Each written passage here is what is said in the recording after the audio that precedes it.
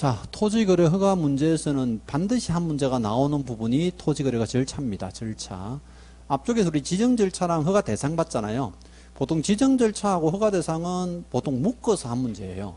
걔는. 근데 토지거래 허가 절차는 단독으로 한 문제가 나오는데 얘만 두 문제 나온 적도 꽤 많아요. 왜 여기 조문이 제일 많은데 그나마 다행스럽게도 이제 우리가 충분히 이해하거나 또는 실제 이제 공부할 수 있는 분량만큼만 출제를 해요. 그러면 전체적인 구성을 볼게요. 근데 토지거래 허가 절차는 당연히 허가 신청자가 계약 전에 허가 신청합니다. 그죠? 그럼 어디가 허가관청이죠? 허가관청 어디예요? 시군구죠? 허가관청에서는 심사를 합니다. 뭐를? 허가 기준을요. 그럼 허가 기준에 맞아야지 허가해주죠. 그럼 기준에 맞으면 이제 허가해줍니다. 그럼 허가증 발급한다 돼 있는데요. 허가증 받아서 어디 가요? 등기하러 가지. 그죠? 그럼 등기 끝나고 나면 끝입니까? 아니죠? 허가받은 목적대로 이용을 해야 됩니다. 그럼 이용을 하고 나면 어떻게 끝이 나요? 이게 전체적인 절차입니다. 근데 만약에 허가 기준에 맞지 않으면 어때요? 불허가 처분하고요. 이게 공익사업용 토지로 이용한다면 선매협의 통지하는 거죠. 여기에 이제 조문이 하나하나씩 이렇게 출제했는데 전체 절차를 가지고 물어보진 않아요. 문제 자체는. 여기 전체 절차는 이제 이해를 잘 해놓고 단원 하나하나마다 어때요? 여러분들이 충분히 이제 숙지를 하시면 돼요. 자, 그래서 이제 228페이지 보면 쌍괄호 3번에 허가 신청서 등에 제출되어 있죠. 근데 허가 신청서에 박스 안의 항목이요. 허가 신청서에 작성하는 항목인데 작성하는 항목은 안 보셔도 되고요. 그 박스 안에 비업하고 시엇 보세요. 비업하고 시엇. 토지의 이용에 관한 계획 있죠. 또 시엇 보시면 토지를 취득함에 따라서요. 그죠? 취득하는 데 필요한 자금 조달 계획 있죠. 그래서 이제 우리가 지난번에 왜 부동산 거래 신고할 때 주택을 매수하는 경우나 토지를 매수하는 경우 있죠. 자금 조달, 즉 취득 자금 조달 이용 계획서 냈잖아요. 그러면 허가 신청을 해가지고 허가 받은 사람들은 부동산 거래 신고할 때 토지에 관한 자금 조달 계획서 내지 않는다 하고 있었어요. 왜? 어차피 제출하는 서류가 똑같아요.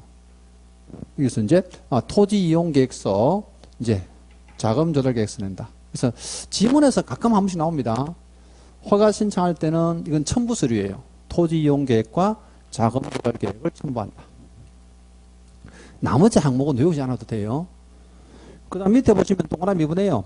토지 이용 계획 등에 포함되어야 할 사항들이 있는데 실제 이것도 시험에 나온 적 없어요. 오른쪽에 쌍괄호 4번 가보세요. 변경 허가 신청서. 그럼 토지거래 허가를 받은 사람이 변경 허가를 받고 싶잖아요. 그럼 다시 허가 받아야 되는데 이때 이제 작성하는 실제 서류입니다. 이것도 시험에 나온 적 없어요. 근데 조문은 참 많죠. 이거 일일이 공부 다 하려면 힘들어요. 그러면 쌍괄호 5번 가보세요. 허가 신청의 처리. 자, 여기서부터 본 시험에 나오는 내용들. 그럼 허가 신청하면 허가를 해줘야 되죠. 언제까지 해줍니까 하는 건데요. 거기 동그라미 기억 보세요. 첫 번째 줄. 허가관청은 허가 신청을 받으면 민원 철회에 관한 법률에 따른 기간 돼 있죠. 허가 또는 불허가 처분하고 돼 있는데 자, 민원 철회에 관한 법률에 따른 기간이 동그라미 니은 보세요. 며칠이라? 15일이에요. 15일. 민원 철회에 관한 법률에 따른 기간. 그럼 시험에서 나올 때요. 15일 이내 허가나 불허가 처분을 해줘야 된다. 맞죠? 또 다른 말로요. 민원 철회에 관한 법률에 따른 기간 내. 똑같은 말입니다. 그죠? 요 기간 내에 허가나 불허가 처분을 해주는데 만약에 그럼 15일 이내요. 허가증도 발급하지 않고요. 불허가 처분도 안 하고 선매입이 통지도 안 해. 아무런 말이 없어. 그럼 어떡할까요? 구청을 발칵 뒤집으면 돼요. 통지를 해줘야 되잖아 원래. 그래서 그 밑에 동그라미 2번 가보세요. 허가에 간주되어 있는데요. 동그라미 기억 챙기시면 돼. 자, 민원 철회에 관한 법률에 따른 처리기간 이게 15일입니다. 허가증의 발급 또는 불허가 처분 사이에 통지가 없거나 선매입의 사실에 통지가 없는 경우에는 그 기간이 끝난 날, 그 기간이 끝난 날이 며칠이에요? 15일이죠? 그 다음 날 돼 있죠? 다음 날에 허가가 있는 것으로 봅니다. 그럼 16일째 되는 날 가셔가지고 허가증 주세요 하면 돼요. 이 기간이 끝난 날에 다음 날에 허가가 있는 것으로 본다. 끝난 날에 허가가 있는 게 아니죠. 다음 날이죠. 이거 다음 날 빼고 나니까 조심하면 돼요. 허가가 그죠? 있는 것으로 보는데 이게 항상 보면요. 기간이 끝난 날에 허가가 있는 것으로 본다. 이렇게 지문해요. 다음 날 자꾸 빼버립니다. 요게 이제 허가의 간주 부분이고. 자, 그 다음에요.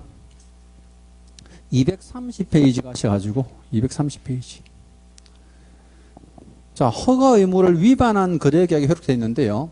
요거 우리가 앞 시간에 왜 외국인도 토지 취득 허가 받잖아요. 군사, 문화, 생태학생 이제 허가 대상이 있는데 거기에 지금 허가 받지 않고 계약하면 어떻게 됐어요? 무효죠. 여기도 마찬가지예요. 보시는 대로 지금 허가를 받지 않고 계약하거나 혹시 허가 받더라도 부정 허가 받았죠. 그러면 그 계약 자체는 어때요? 무효입니다. 무효. 근데 형사처벌도 있는데 형사처벌이 독특해요. 거기 보시면요. 허가받지 않은 계약체라는 경우는 네 번째 줄 보세요. 네 번째 줄. 이제 허위 기타 부정한 방법으로 허가받은 경우는 2년 이하 지역, 요건 똑같죠. 근데 또는 계약 체결 당시 해당 토지 가격의 30%에 해당하는 금액 이하의 벌금. 벌금이 독특합니다. 근데 거기 이제 이게 벌금이요. 계약 체결 당시에 해당 토지 가격 돼 있는데 이게 공시지가예요. 그럼 보세요. 지금 2년 이하 징역의 토지의 공시지가의 100분의 30%의 벌금인데 이건 벌금이라는 금액이요. 땅값이 비싸면 비쌀수록 더 많이 나온다는 거예요. 근데 우리 앞 시간에 배웠던 보세요. 외국인이 토지 취득 허가를 받지 않고 계약했다고 그죠? 그럼 얼마예요? 2년에 2천만 원이죠. 이거랑 비교해서 지문 나왔을 때 그쪽이 답이 됐단 말이에요. 그죠? 그래서 이제 이건 토지 가격이 얼마예요? 100분의 30에 해당되는 벌금입니다. 그래서 처벌이 조금 독특한 것 조심해야 돼요. 자, 그 다음 밑에 박스 안에 판례가 있는데요. 이 판례는 우리 시험에서 딱 한 번 내긴 했는데 잘 안 나와요. 이거 어디서 배웁니까? 하면요. 민법 시간에 배워요. 혹시 여러분들이 민법 시간에 왜 총칙편에서 무효 또는 취소 배우죠? 이미 배웠겠다, 그죠? 진도로 보면 다 배웠는데, 그때 무효에 유동적 무효란 말 들어봤죠? 들어봤는데 분명히 안 들어본 것처럼 한다, 그죠? 예. 기억 안 나면 무조건 못 배운 거야. 그래서 이제 유동적 무효라는 말이 탄생한 게 어디냐면요. 토지거래 허가구역이에요. 그럼 토지거래 구역은 반드시 계약 전 허가 신청이잖아요. 근데 이 사람들이요. 허가 신청을 먼저 해놓고 뒤에 계약하는 거야. 그럼 허가를 받지 않고 계약했으니까 무효죠. 그냥 판결도 무효라 때렸으면 이런 사태가 안 벌어져. 여러분들은 민법 시간에 유동적 무효 안 배워도 돼. 판례가 이렇게 많을 수가 없어. 근데 어떤 대법원 판사님이요. 이 말을 탄생시켰단 말이에요. 뭐라고? 계약 전 허가 신청해야 되는데 계약도 안 하고 허가도 안 받고 계약하면 무효다. 원칙은. 근데 어떤 분이 뭐 했어요?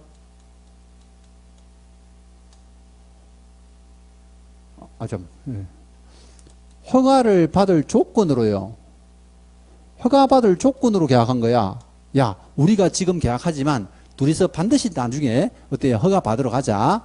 그럼 허가 받을 조건으로 계약했죠. 그럼 이거는 뭐예요? 이게 이제 유동적 무효다라고 이제 판사님이 말을 만들어낸 거야. 우리나라 법률 용어에는 이거 없어요. 이것 때문에 지금 판례가 막 수백 가지가 생겼단 말이에요. 그럼 유동적 무효는 무효도 되고 유효도 된다? 뜻이 아니에요. 반대예요, 반대. 유동적 무효는요, 무효도 아니고 유효도 아닙니다. 요 개념만 잘 갖고 있으면요, 여러분들이 웬만한 판례는 다 풀려요. 그럼 무효도 아니고 유효도 아니니까 어때요? 무효가 아니잖아? 그럼 계약금 돌려주셔야 돼, 안 돼요? 안 돼요. 반환 청구 안 돼요. 그럼 유효가 아니죠? 그럼 유효가 아니니까 어때요? 등기해 주세요. 된다, 안 된다? 안 되는 거죠. 이행 청구할 수가 없어요. 유동적 무효라는 뜻 자체는요, 무효도 아니고 유효도 아닌 거예요. 그래서 이제 판례가 많은데, 나중에 이 판례는요, 뭐, 민법 시간에 좀 배울 겁니다. 나중에. 그래서 유동종목에는 배우시고. 제가 할 부분은 아니에요. 231페이지 봅니다. 3번에 이제 허가 기준이에요. 자, 허가 기준을 우리 시험에 내면 난이도가 꽤 낮은 문제가 됩니다. 왜냐하면요, 232페이지 넘어가 보세요. 자, 쌍관류분에 토지거래계약을 체결하는 자의 토지 이용 목적이 다음의 어느 하나에 해당되지 아니한 경우 되어 있죠. 그럼 이 경우에 해당하지 않으면 허가를 안 해주겠다는 거예요. 그럼 이 경우에 해당하는 사람만 어때요? 허가를 해준다는 뜻인데, 요 조문하고요, 뒤에 238페이지 가보세요. 238페이지. 자, 박스 안에 역시 이제 다음의 목적으로 허가를 받은 경우 되어 있잖아요. 그럼 이건 뭐냐면요, 이런 거예요. 우리가 허가만 받고 끝나는 게 아니고요, 허가받은 목적대로 이용을 해야 되죠. 의무 기간이 있죠. 이걸 합쳐서 기준이라는 거예요. 합쳐서. 그럼 기준에 맞으면 허가를 해주는데, 이걸 제가 아주 간편하게 줄여놨어요. 보세요. 첫 번째가 뭡니까? 자기가 거주할 택지, 주택용지라는 거예요. 그럼 자기가 거주할 주택용지입니다 하고 용도를 써서 냈잖아요. 그럼 무조건 허가해준다는 거야. 허가를 해준다. 자, 두 번째가요, 주민의 편익시설이나 복지시설. 아니, 앞에 기준 안 봐도 돼요. 238페이지에다가 체크하면 돼요. 203, 앞쪽은 연수가 없잖아. 똑같은 조문인데 뒤에 연수가 있는 거예요. 그럼 자기가 거주할 주택용지, 또 동그라미 2번은 주민을 위한 복지시설 편익시설 돼 있잖아요. 요거. 저 세 번째 동그라미 3번은요, 그냥 농업인 등 해야 됩니다. 농업인 등. 선생님, 조문이 너무 많은데 안 봐도 돼요. 요렇게 이제 세 사람 있고요. 그 다음에 이제 사업을 시행하는 사람이 있습니다. 그럼 보세요. 조금 전에 우리가 봤던 사람들. 자기가 거주할 주택용지라든지 아니면 주민의 편익시설 복지시설이나 농업인 등이 농사를 짓기 위해서요, 농업, 임업, 축산업 있죠. 또 일상적인 경제활동 하는 사람도 대토할 수 있잖아요. 봐, 땅이 개발돼 가지고 내가 지금 상가하고 땅이 다 수용돼 버렸어. 그럼 보상금 주겠죠. 이거 가지고 대체 토지를 사야 되죠. 대체 토지가 대토단 말이에요. 그럼 대토하는 사람들도 허가해 줘야 되죠. 왜? 허가구역 안에서 땅을 뺏겼으니까. 무슨 말 알죠? 근데 이렇게 하는 사람들이 만약에 취득하면 몇 년간 써야 됩니까? 하면요, 2년이에요. 2년. 다 2년.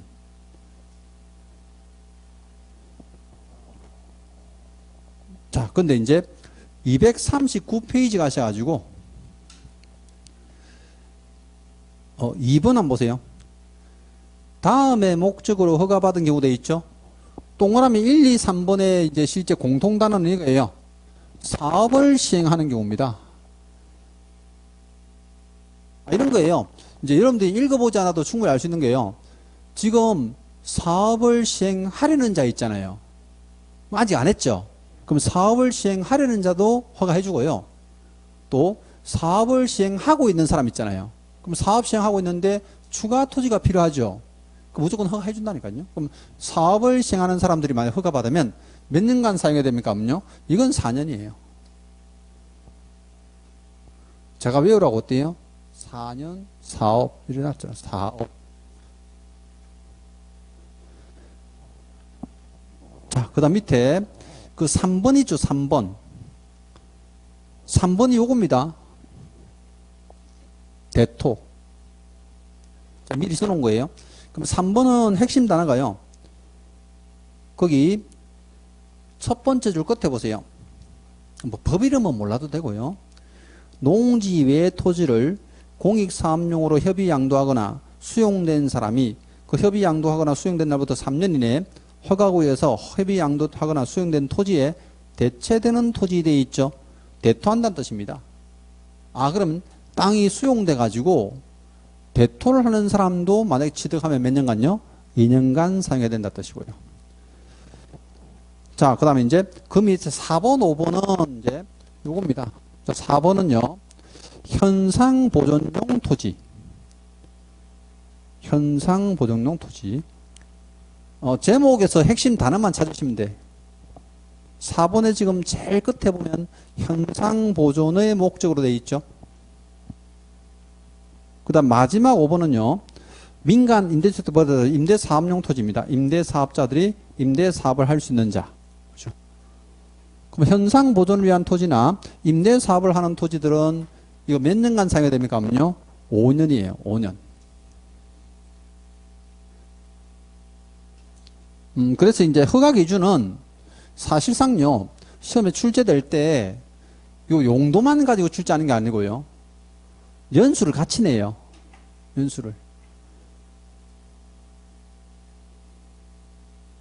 그럼 축산업 하는 사람들은 토지 지도가 몇 년 써야 돼요? 축산업. 2년이잖아. 농업인 등 돼 있죠. 이게 농림업, 축산업 이렇게 포함되어 있다고요. 농업, 임업, 어업, 축산업 다 포함이에요. 수험생들이 이제 그냥 농업인 이러니까 이제 출제니 축산업이라는 거잖아. 그죠? 자, 그래서 용도에 따른 기준 또 이용 연수 같이 기하시면 됩니다. 이렇게.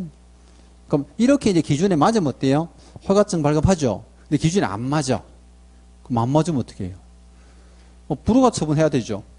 자, 책을 234페이지 가봅니다. 이제 허가 기준 다 보셨고. 234페이지. 4번 제목에 이의신청과 매수 청구되어 있습니다. 그럼 불허가 처분받은 사람들은요, 이의신청을 할 수도 있고요, 매수 청구할 수 있습니다. 근데 둘 다 이게 날짜는 1개월 이내입니다. 1개월 이내. 이건 숫자적인 개념을 워낙 많이 냈어요. 1개월 이내 이의신청 또는 매수 청구할 수 있다. 그럼 이의신청을 하게 되면요, 이게 시군구 도시계획위원회에서 심의해서 다시 허가나 불허가 처분을 해줍니다. 요 절차는 중요하지 않습니다. 근데 매수 청구하게 되면요, 일단 매수자를 정해요. 매수자는 국가 등 중에서 지정합니다. 그 국가 등이 누굽니까 하면 234페이지 제일 밑에 박스 보이죠? 동그라미 기억부터 오른쪽에 이제 치읓, 한국철도공사까지요. 잘 보면 전부 공사가 붙어 있죠. 이 사람들을 묶어서 우리가 국가 등이라 합니다. 물론 여기에 국가, 지방자치단체, 한국도시주택공사 다 포함이에요. 그 외 공사들도 있는 거죠. 그럼 이 사람들 중에 지정을 해서 어때요? 매수 청구하게 되는데, 이때 매수 가격이 얼마입니까? 한데요. 그 방금 봤던 박스 바로 위에 보세요. 매수 가격은 얼마 기준한다? 공시지가 기준이에요. 근데 만약에요, 허가 신청을 할 때 신청서에 공시지가보다도 더 낮은 금액이 적혀 있어요. 그럼 얼마에 매수합니까? 그 금액으로 매수합니다. 그래서 이제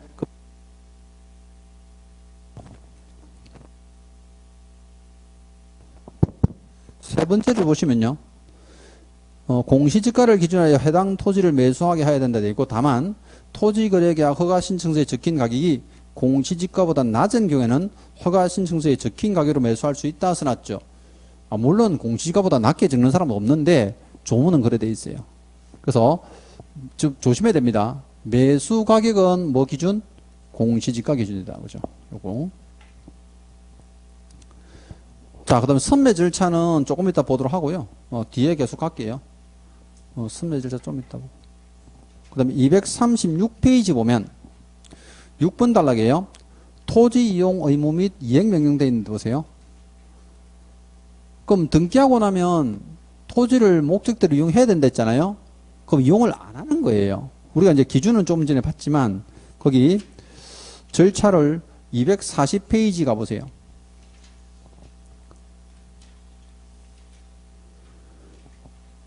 자, 이행명령이라는 제목인데 보세요. 시장 운수도로구청은 허가받은 목적대로 토지 이용 의무를 이행하지 아니한 자, 요겁니다. 이용하지 아니한 자에 대해서는 상당한 기간을 정하여 토지 이용 의무를 이행하도록 명할 수도 되어 있는데, 거기 보시면요, 그 이행명령은 상당한 기간 했잖아요. 이게 얼마냐면 3개월 이내예요. 3개월 이내에. 그 세 번째 줄 보이죠? 3개월 이내에 정하고요. 요때 이제 우리가 이행명령은 뭐라 합니까? 반드시 문서로 해야 됩니다. 문서로 해야 된다. 그 두 번째 줄 끝에 있습니다. 이행명령은 문서로 하는데 몇 개월 이내에서요? 3개월 이내에서 합니다. 요거. 그럼 보세요. 이행명령을 받았어. 그랬더니 겁이 나서 이용을 해버렸어요. 이용하면 어때요? 아무 문제가 없어요. 끝이에요. 근데 이행명령을 했는데 이용을 안 해요. 그럼 이행을 안 하면 그때 이제 쌍가로 4번이에요. 이행강제금을 부과합니다. 이행강제금요. 근데 이행강제금이 얼마입니까? 하면요.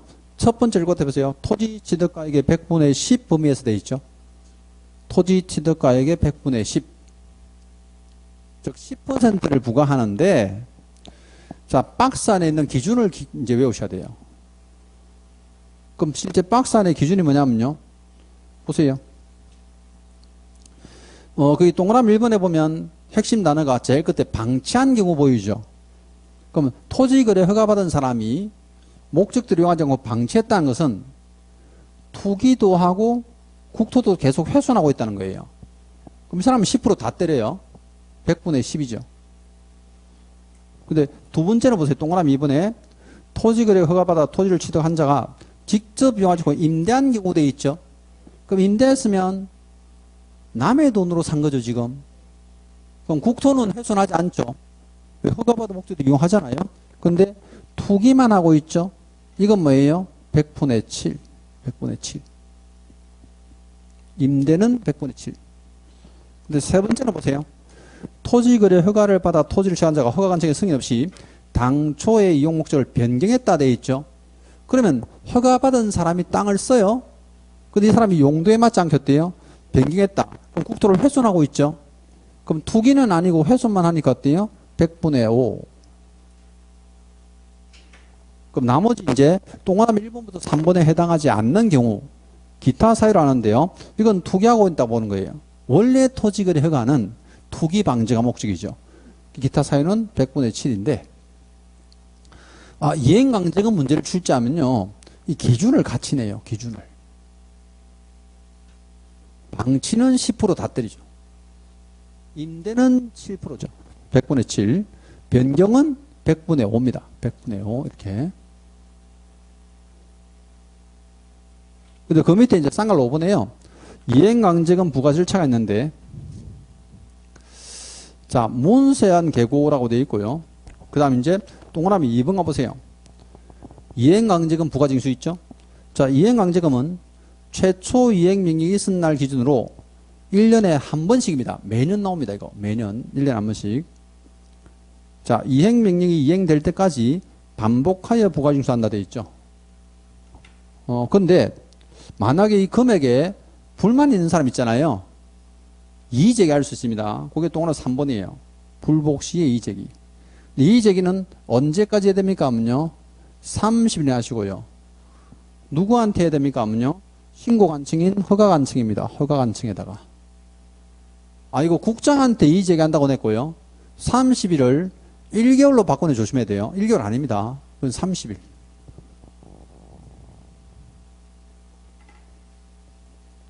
그 다음 동그라미 4번에 기타 가보세요. 기타. 자, 허가관청은 토지 이용 의무 기간이 지난 후에는 이행강제금 부과할 수 없다 돼 있죠.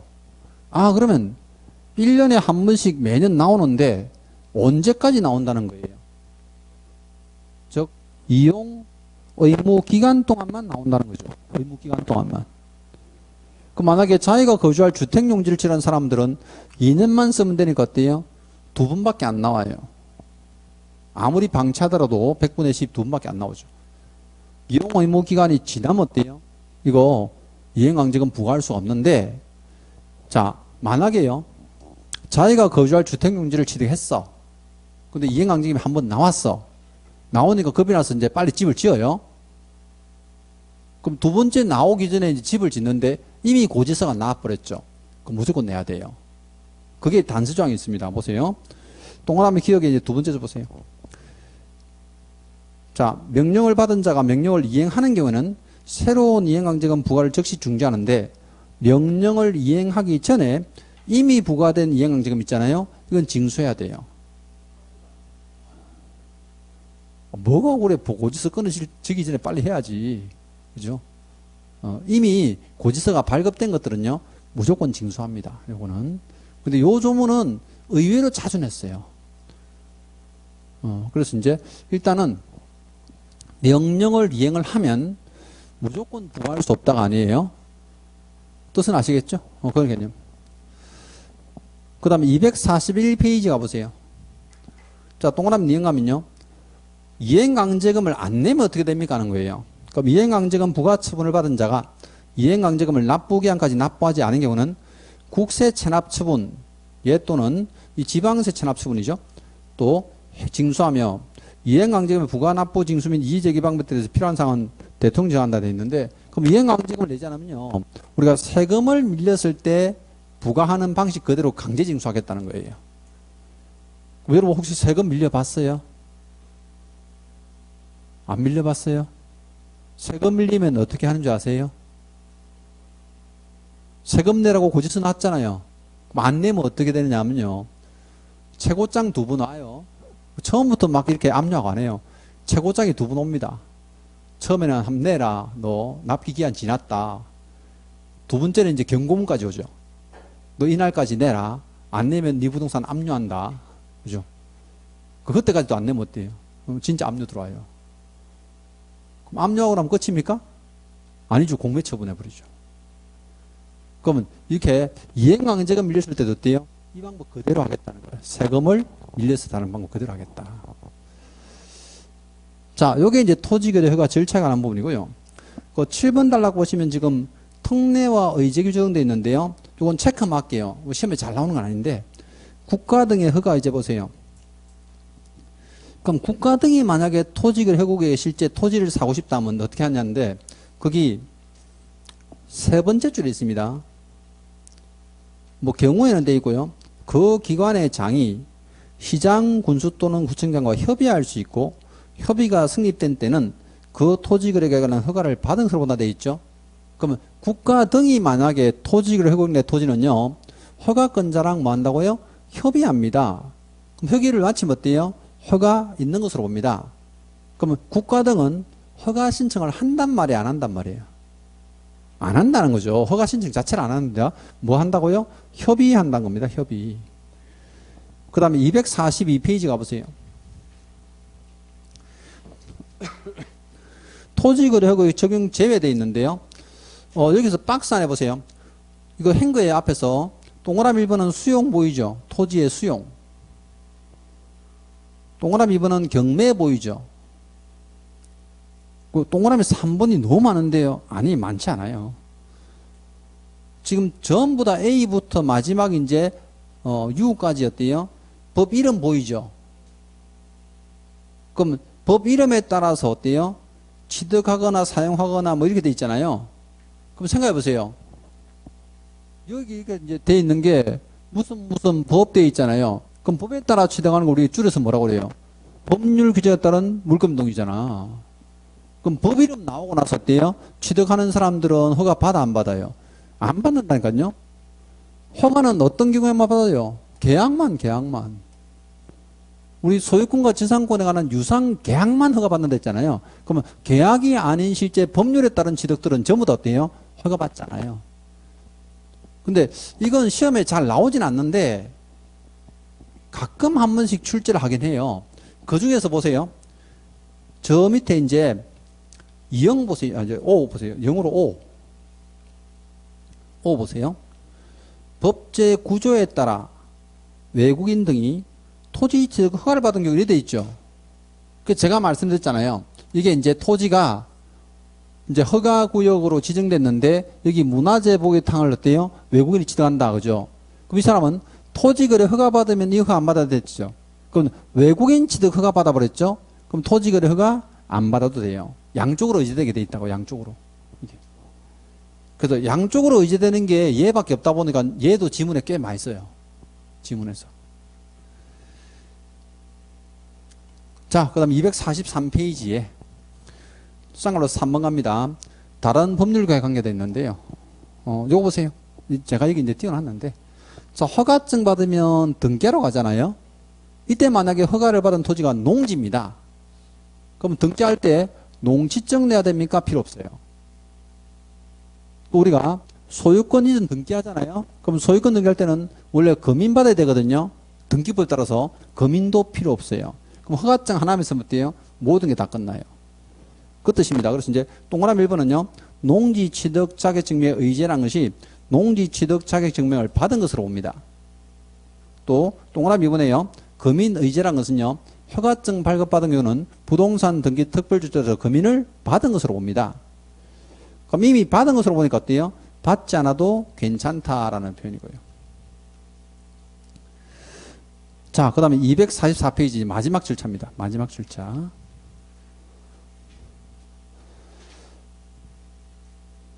자, 국토교통부 장관이나 시도사 시군구에서는요, 이거 허가받은 사람이 허가받은 목적도 이용하지 않거나 또는 속임수 써가지고 허가받거나 하는 사람이 있겠죠. 이런 사람들은 허가를 취소할 수도 있습니다. 허가 취소 사유가 있어요. 그럼 생각해 보세요. 이렇게 이용하지 않으면 이행강제금을 부과한다 했잖아요. 근데 허가 취소를 할 수도 있대. 그럼 이미 받은 허가를 취소해버리면 어떤 일이 벌어져요? 취소는 소급표가 있다 없다? 민법 시간에 배우잖아. 무효와 취소. 소급표가 있죠. 그럼 취소를 하게 되면 이게 등기한 사람도 다 돌려줘야 되고 매매대금도 다 돌려주고 이러잖아요. 너무 절차가 복잡한 거예요. 웬만하면 취소를 안 하는데 조문에는 취소할 수 있다라고 돼 있어요. 실제 현장에서는 거의 취소 안 하고요. 형사처벌 때려버리고 나중에 끝이 나요. 웬만하면요. 근데 취소할 수 있다는 지문이 있는데 요게 이제 작년에 시험 문제에 한 지문 딱 냈어요. 취소할 수 있는 경우. 자, 그 다음 밑에 9번 갑니다. 9번. 자, 권리 의무의 승계에 되어 있는데, 뭐, 이건 누구나 이해할 거예요. 보세요. 토지거래 허가 관련해서 토지의 소유권, 지상권자 등에 발생하거나 부과된 권리 의무는 그 토지는 건물에 대한 소유권이나 그 밖의 권리 변동과 동시에 그 승계인에게 이전한다. 너무 당연한 얘기를 하고 있는 거예요. 보세요. 제가 만약에 거주할 주택용지를 취득했어요. 그럼 집을 비워야 되죠. 지어야 되는데 다음날 죽었어요. 그럼 이 땅은 누구한테 가요? 상속인한테 가죠. 그럼 상속인들이 권리 의무를 다 습게 받는다는 거야. 그 상속인도 어때요? 집지라 이거야. 또 몇 년간 사용하라고? 2년간 사용하라는 겁니다. 무슨 말 알죠? 그래서 이제 전부 다 승계된다는 편입니다. 이제 그 내용들. 자, 토지거래 허가 절차는 이제 마치고요. 이제 뒤에 앞에 못했던 거 선매 절차를 볼게요. 선매 절차는 보통 이제 시험에 나오면 이게 단독 문제가 한 번씩 나오는데요. 자, 선매 협의 절차.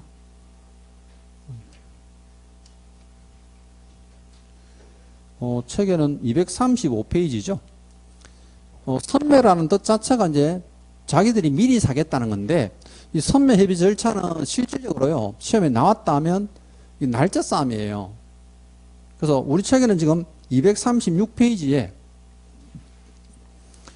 그림을 가운데 지금 그림을 그려놨는데 이 그림 보니까 사실은 제가 볼 때는 저도 더 이제 속이 시끄러워서 이제 절차를 조금 이제 분해해서 볼게요.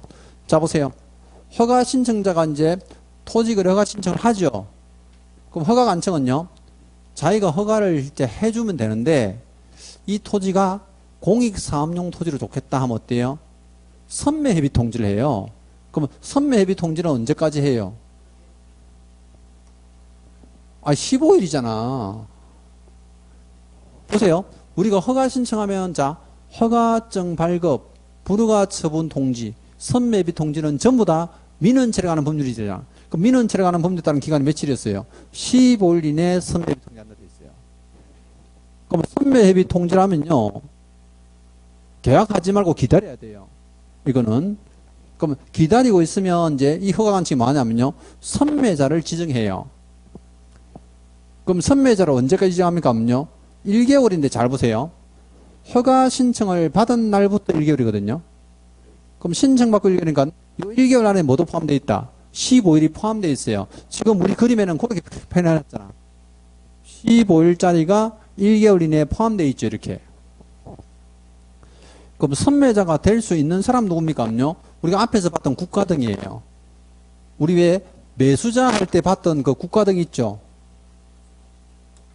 국가나 지방자치단체, 한국토지주택공사, 각종 철도공사까지 다 있었잖아. 공사. 걔들이에요.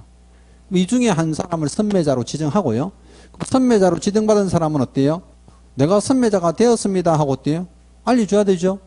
그럼 통지하는데 이거 언제까지? 15일이죠. 그럼 소유자한테 자기가 지정받은 날부터 15일 이내에 통지합니다. 그럼 통지받은 토지 소유자는요, 협의를 하러 나가도 되고요. 가기 싫으면 안 나가도 돼요. 이거 협의니까 하기 싫으면 안 해도 의무사항은 아니에요. 근데 협의를 만약에 하러 나갔다 하면 협의를 끝내야 되죠. 언제까지요? 1개월이네요. 1개월도 선매자 지정받은 날부터 1개월이니까 역시 1개월 안에 어때요? 15일이 들어있어요. 자, 구분하는 방법은 아주 간단해요. 통지는 무조건 며칠이야? 15일. 그럼 통지 말고는요? 전부 1개월이에요. 시험에 나오면 이 정도는 충분히 구분해요. 통지는 빨리빨리 해야 되잖아. 서로 알려주는 거니까. 그래서 15일 이내 하시고요. 이제 지정하거나 결정은 언제까지 한다? 1개월이네. 1개월. 이렇게. 근데 만약에 이제 선매를 하면 중요한 게 가격이죠. 그죠? 근데 그림 밑에 보세요. 쌍으로 4번. 선매 가격은 얼마입니까? 하면요. 감정 가격 기준입니다.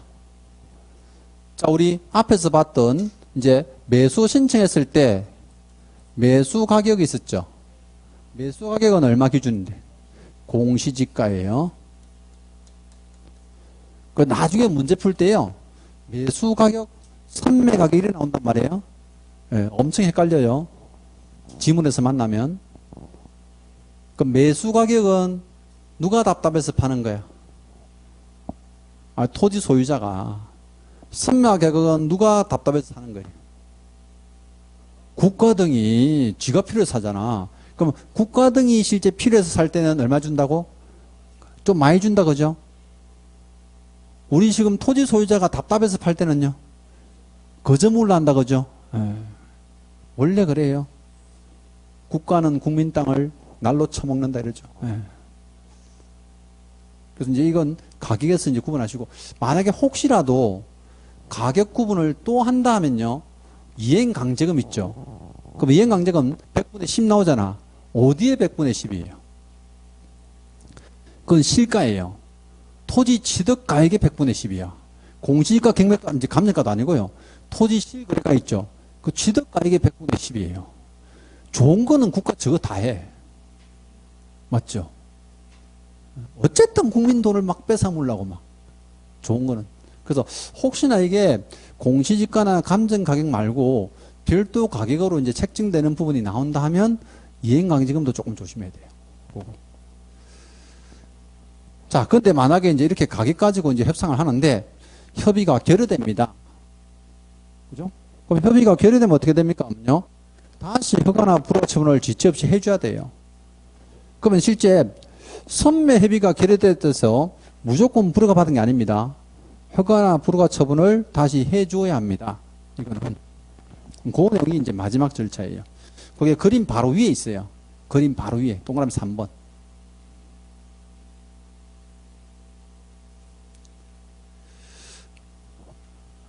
자, 선매 협의 절차. 근데 선매는 이게 지문으로도 잘 나오는데요. 이 단독 문제 나오잖아요. 그러면 15일짜리, 1개월짜리, 또 가격, 거기다가 허가를 협의를 하지 못했을 때 이런 지문 가지고 보통 5개 지문을 써요.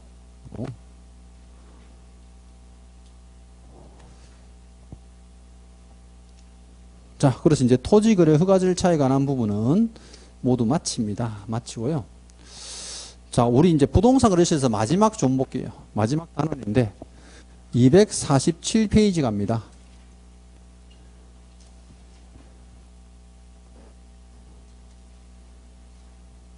247페이지요. 우리 중개사법에서도 왜 포상금 제도 있었잖아요. 여기도 포상금 제도가 있습니다. 포상금. 포상금은 중개사법도 마찬가지지만 여기도요. 보통 이제 1, 2년에 한 번쯤 출제를 합니다. 매년 나오진 않은데 이게 웃기게도요. 중개사법에 포상금 안 내면요. 이쪽 포상금 내고요. 이쪽에 포상금 내면 또 중개사 포상금 안 내는데 이쪽에 포상금 안 내면요. 중개사법 무조건 내요. 그러면 공인사법, 즉 중개사법하고 부동산 거래시험법률에서 포상금을 두 번 다 낸 적 있습니까? 네, 있어요. 그럼 둘 다 안 낸 적 있습니까? 없어요. 무슨 뜻인지 알죠? 어느 한 군데는 내는데 한꺼번에 두 개를 다 낸 적도 딱 한 번 있어요. 그럼 어쨌든 포상금 부분은요, 시험이 어렵지 않아. 절차가 굉장히 쉽단 말이에요. 그럼 보세요. 지난번에 우리 배운 걸 좀 떠올려볼게요. 중개사법에서는 포상금 절차 보세요. 무등록, 부정등록, 남의 등록이죠. 등록 승자액정 양도 양수. 또 우리 금지 행위 중에서 부당한 시세 있죠. 그거. 그 사람을 신고 고발하죠. 수사기관, 신고센터나 등록관청입니다.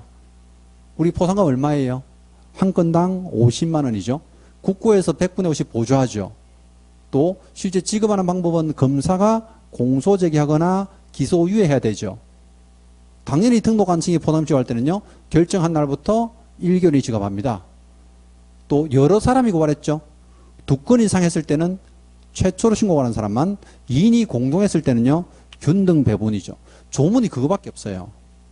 근데 여기도 그 수준밖에 안 돼요. 중복되는 조문도 꽤 있습니다. 그럼 지금부터 차이점에 대해서 잘 보시면 되는데, 첫 번째가 신고 대상이에요. 포상금 지급 대상. 보세요. 여기에요. 제가 지금 칸을 나눈 게 위에 부분의 칸은 부동산 거래 신고와 주택 임대차 계약 신고, 신고 절차입니다. 아래쪽 두 개는요, 토지 거래 허가 쪽이에요. 그럼 보세요. 부동산 거래 신고했는데 가격을 거짓 신고하죠. 탈세가 명백하죠. 탈세가 명백한 사람 고발하는 거죠. 자, 그 다음에요. 사기치는 인간들이 있어요. 그럼 사기치는 인간들이 뭡니까? 계약을 체결해서, 여기서 말하는 매매 계약이죠. 그럼 계약을 체결하지 않았는데 거짓으로 거래신 거예요. 왜? 부동산 빼앗으려고요. 또 계약을 해제하지도 않았는데요, 거짓으로 해제신 거예요. 왜? 매도인들이 부동산 안 넘겨주려고요. 사기꾼들이죠. 이런 사람들 고발하면 돈 준다. 그 다음 이제 네 번째가 이제 주택임대차예요. 근데 주택임대차도 보세요. 금액을 거짓으로 해야 돼. 다른 것보다 금액을 거짓으로 한 것이 탈세가 명백하잖아. 우리가 지금 보세요. 부동산 거래 신고 제도를 만든 이유가 뭐예요? 탈세 방지가 주목적이니까 진짜 탈세하고 사기치는 것들만 어때요? 고발하게 돼 있단 말이에요. 이 사람들이 이제 신고도 했는데 박스 안에 보면 동그라미 1번, 2번, 3번, 4번이에요. 자, 그 다음에 이제 5번, 6번은 토지거래관도 보세요. 토지거래 허가를 받지 않고 계약하거나 속임수나 부정의 허가 받은 자. 이거 2년 이하 징역이었죠. 형사처벌감인데 이거 고발하면 돈 줍니다. 근데 마지막은요. 허가는 정상적으로 받았어요. 근데 허가받은 목적대로 이용하지 않습니다. 국토 훼손하고 있죠. 이런 사람들 고발하면 돈 준다는 거죠. 그거 보세요. 신고 고발 대상자에서 시험에 많이 나온 게 뭐냐면요. 자, 부동산 거래 신고를 안 했어요. 부동산 거래 신고를 30일 안에 해야 되는데 안 했어. 그럼 고발하면 돈 줍니까? 안 준다니까요. 부동산 거래 신고를 거짓으로 해달라고 요구했어요. 포상금 대상 아니죠? 그 위반은 맞는데 포상금 대상 아니잖아요. 자, 신고 관청에서요. 자료 갖고 오랬는데 자료를 제출 안 했어요. 포상금 대상 아니에요. 그러니까 포상금 대상부터 조심해야 돼요. 이 포상금 대상을 정답으로 제일 많이 썼어요. 이쪽은. 절차보다 이쪽을 훨씬 많이 했죠. 자, 그 다음에요. 그 밑에 이제 싼 걸 입어가면 포상금 지급 사유라고 되어 있는데요. 사유는 보세요. 부동산 거래 신고에 대해서는 그 동그라미 기억입니다. 기억. 신고 관청이 일단 적발하기 전에요. 포상금 지급 대상에서 신고하고 이를 자 입증할 수 있는 자료를 직접 제출해야 돼요. 본인이 입증하셔야 돼요. 이거 왜 그러냐면요. 신고 관청이 수사권이 없어요. 무슨 말 알죠? 그럼 수사권이 없다 보니까 정확하게 입증할 수 있는 자료를 첨부해서 신고해야 되고요. 또 과태료가 부과되어야 돈 줍니다. 왜? 신고 절차는 이제 과태료니까.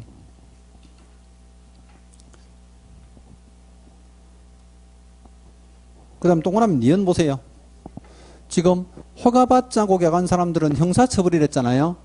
그럼 형사처벌 받으려면 검사가 뭐 해야 돼요? 공소적이나 기소의 결정. 요거 중개사법 똑같잖아. 공소적이나 기소의 결정. 자, 마지막 동그라미 이것은요. 허가받은 목적도 이용해야 되는데 이용하지 않았죠. 그럼 관청에서 뭐 해요? 이행 명령을 내리면. 자, 지급하는 기준은 요래 됩니다. 첫 번째는 부동산 거래 신고나 주택임대 계약 신고는요. 신고 절차니까 과태료가 부과돼야 되고요. 토지거래 허가에 대해서는 공소적이나 기소되거나 허가를 받은 사람이라면 이행 명령을 내렸을 때 돈 준다고 하죠. 자, 그 다음 이제 얼마 주느냐 궁금하죠? 그게 이제 248페이지 포상금 기준요. 자, 포상금 기준은 동그라미 1번 한번 보세요. 뭐 부동산으로 거짓 신고하는 사람도 있는데 거기 세 번째 줄에 굵게 써진 거 그 다음이에요. 부과되는 과태료의 100분의 20대 있죠. 100분의 20. 부과되는 과태료 100분의 20. 그러면 만약에 과태료가 1000만 원이면 200만 원 나온단 말이죠. 20%니까. 자, 근데 그 밑에 조금 보세요. 괄호 안에요. 단 취득가액의 100분의 10 이하에 상당하는 금액의 과태료가 부과된 경우에 지급 한도액은 얼마라고? 1000만 원이요. 1000만 원. 여기 잠깐 볼게요. 계약을 체결하지 않았는데요. 거짓 신고한 사람, 이 사람들 3천만 원 과태료예요. 그럼 최대가 3천만 원이죠. 그럼 3천만 원 과태료 20%니까 얼마 나와요? 600만 원. 근데 거짓 신고한 사람 있잖아요. 이 사람은 실제 부동산의 취득가액의 100분의 10의 과태료단 말이야. 그럼 만약에 이 부동산이 10억짜리 같으면 얼마예요? 1억이잖아요. 1억. 그럼 1억에 대해서 20%면 2천만 원인데 한도가 얼마라고? 1000만 원까지라고. 1000만 원. 아, 짜다 그죠? 근데 어쨌든 20%고요. 한도는 1000만 원 이렇게 했습니다. 그 동그라미 2번은 요 두 가지예요. 토지거래 허가는 둘 다 한 건당 50만 원. 건당 50만 원입니다. 중개사법하고 똑같죠? 50만 원.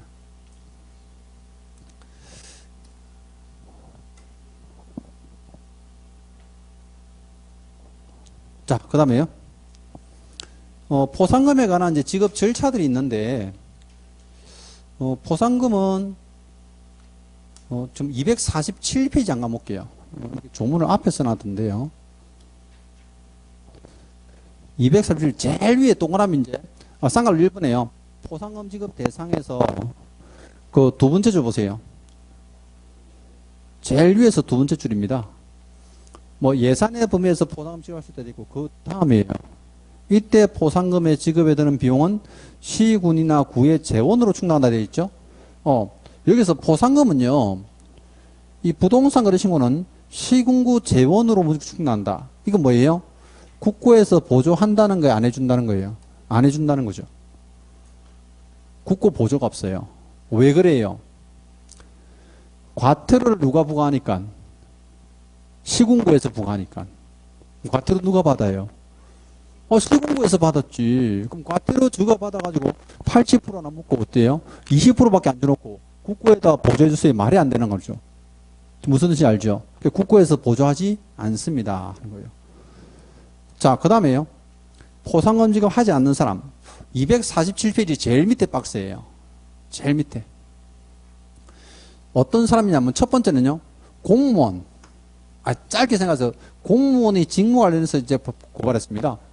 그럼 포상금 지급을 해주는 공무원, 담당 공무원이요. 지가 위반한 사람 발견했어. 그럼 지가 지한테 고발하고 지가 돈 탑니까? 그럴 수 없죠. 그럼 이럴 때는 어떻게 돈 탄다는 거야? 그래, 다른 사람 시키면 되잖아. 뭐 집에 배우자를 시키든지 아들, 딸을 시키든지. 본인이 하면 안 된단 말이에요. 본인이. 이렇게 펌프도 가르쳐주는데 떨어지면 틀리기만 해봐. 그죠? 공무원이 직접 하면 안 됩니다. 자, 두 번째는요. 위반행위를 직접 한 사람이에요.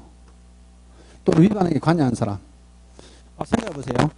만약에요, 부동산 거래 신고를 개업공사가 하는데 매도인이 다운계약서 써가지고 지가 해달라고 요구했어. 그럼 거짓 신고한 사람이 어때요? 개공이 고발 대상자죠. 근데 지가 요구한 놈이 지가 고발해가지고 돈 타겠다고. 말이 안 되죠. 위반에 관여한 사람 안 됩니다. 그죠? 세상에 그런 사람도 있습니까? 하는데요. 나중에 살아보세요. 있다니까요. 개공을 막 협박을 해. 네가 인마 거짓 신고했지? 나 고발할 거야. 고발 안 당하려면 빨리 돈 내놔. 이런다니까요. 별 인간들이 많아요, 요즘. 그죠? 근데 관여한 사람은 보상금 주지 않습니다. 자, 마지막은요. 누군지 알 수가 없어요. 뭐예요? 익명이나 가명으로 신고받은 사람. 그럼 실제 신고서에는요, 정확하게 실명으로 하셔야 돼요, 실명으로. 익명이나 가명은 이거 확인할 수가 없죠. 보상금 주지 않습니다. 자, 나머지 절차는 다 똑같은데요. 우리하고 차이점, 지급 기한입니다. 책을 248페이지 가셔가지고, 싼 걸로 4번요. 보상금 지급처에서 동그라미 5번 가보세요. 5번. 신고관청, 허가관청은 보상금 언제 줍니까? 접수된 날부터 2개월이죠. 중개사법은 언제 줬어요? 그 1개월이잖아. 거기는 결정한 날부터 1개월이고 여기는 2개월 이내예요. 근데 나머지 조문은 다 똑같다는 게 보세요. 여기도 마찬가지가 2건 이상 신고발을 했죠. 그럼 누구만 줘? 최초로 신고발한 사람만. 2인이 공동신고했죠. 그러면 균등 배분인데 배분 방법을 합의했으면 합의된 방법부터 제가 만나. 그건 똑같아요, 조문이. 그래서 여기서 이제 중개사법이랑 차이점은요, 이거밖에 없어요. 절차상 차이점. 그러니까 잘 보세요. 시험에 낼 게 뭐 이게 제일 중요한 거죠. 이걸 제일 많이 냈다니까요. 이걸. 근데 물론 이런 것도 지문에서 출제를 몇 번 했습니다. 하는데 올해 만약에 이제 중개사법에 보상금이 안 나오면 이게 나올 차례거든요. 이제 중개사법 보상금 작년에 냈단 말이에요. 이거 내면 쉬워요. 오직 그쪽 보상금보다 이게 쉽다니까요. 왜 그쪽 보상금은 노다지 계산하는 문제 나와. 갑과 을이 보상금 얼마입니까 해놓고 막 조건을 5개 준다니까요. 이게 어려워요. 이쪽은 그렇게 안 내거든요. 가볍게 내니까. 그래 보시면 돼요. 자, 여기 보시고, 이제 부동산 거래 신고에 관한 법률은 뭐 여기까지가 이제 답니다. 나중에 벌칙은 제가요, 다시 이제 구분해서 한번 수업을 할 겁니다. 그래서 열어보시고, 오늘 진도는 여기까지 하도록 하죠. 네. 그 다음 주가 이제 마지막 수업이잖아요. 이론서 마지막 수업인데, 제가 지난주에 간단하게 설명을 해드렸는데, 복습을 가장 쉽게 하는 방법 3, 4월 달에 저하고 제가 오후에 특강을 합니다. 그러니까 3시간 수업 하잖아요, 지금. 그럼 3시간 수업하고 나면 이제 나머지 1시간을 가지고요. 점심 식사하기 전에 1시간을 가지고 오늘 배운 거를 전부 다 이제 문제를 풀고 복습을 해요. 그래서 혹시 여러분들 중에 문제를 좀 빨리 풀고 싶다든지 아니면 복습을 짧은 기간 안에, 짧은 시간 안에 복습을 정확하게 하고 싶다 하시면요. 그걸 특강 한번 들어보세요. 오후에. 3시간 수업 마치고 바로 시험 치고요. 그날 배운 거 딱 시험 쳐요. 그리고 이제 해설해드리고 하는 이제 특강을 하는데 매년 하고 있어요. 하고 있기는. 하는데 뭐 효과를 보신 분들이 꽤 있다고 해서 지금 하고 있는데 혹시 여러분들 중에 이제 관심이 있으면 나중에 한번 들어보세요. 자, 저는 다음 주 목요일 뵙겠습니다. 수고했습니다.